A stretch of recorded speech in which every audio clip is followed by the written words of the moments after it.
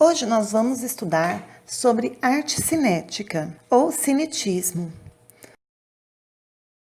Bom, nós sabemos que o termo cinético está ligado à ideia de movimento. E sabemos que essa é uma preocupação com o movimento nas artes visuais. Ela é muito antiga e remonta aos animais representados nas paredes de Lascaux pelos homens no período pré-histórico. O termo arte cinética ele foi efetivamente incorporado ao vocabulário artístico em 1955, por ocasião da exposição Le Mouvement, que significa o movimento. O cinetismo ele rompe assim com a condição estática da pintura, que é aquela pintura que está parada. Ele apresenta a obra como um objeto móvel, que não apenas traduz ou representa o movimento, mas que literalmente está em movimento.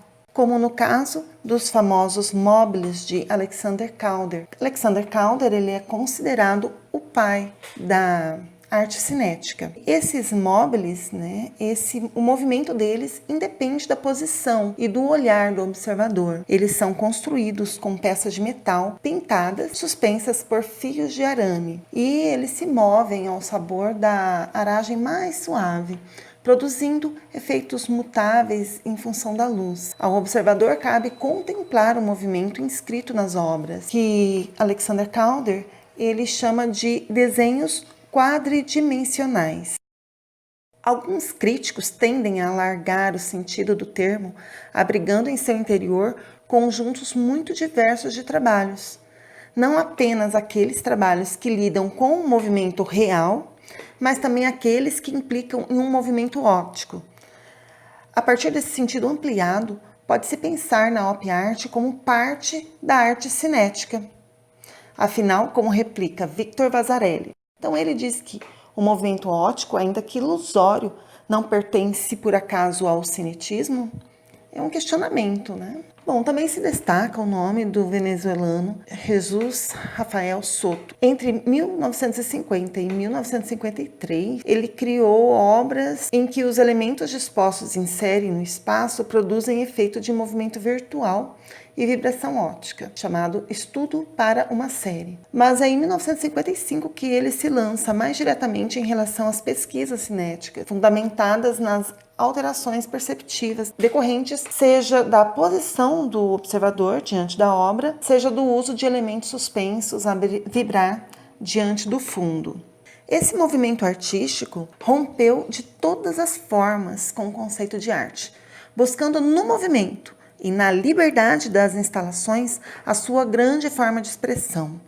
Seu destaque foi promover efeitos visuais que brincam com a percepção do espectador, criando ilusões de ótica através de móveis e do uso habilidoso da luz e sombra.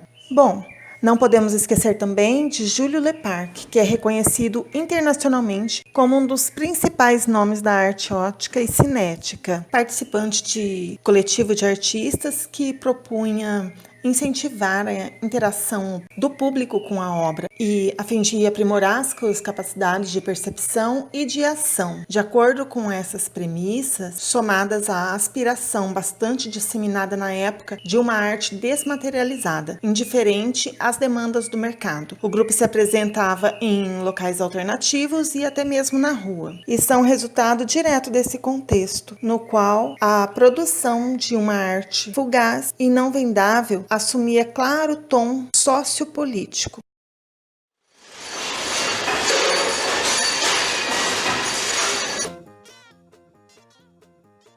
Même pour moi, il n'y a pas d'argent qui compte. Je dois rester droit, je dois rester rêveur et médium fixatif, transportant quelque chose, une ambiance, ou essayer de transporter quelque chose. Também teve muita importância nesse cenário Jean Tinguely, que é um artista suíço. Ele ficou muito famoso por suas esculturas cinéticas alegres, brincalhonas, criativas, bem-humoradas, mas que também traziam um toque de melancolia. A partir dos anos de 1970, a água tornou-se cada vez mais presente em suas obras. Mais tarde, ele incluiria também materiais de origem animal, tais como ossos e crânios.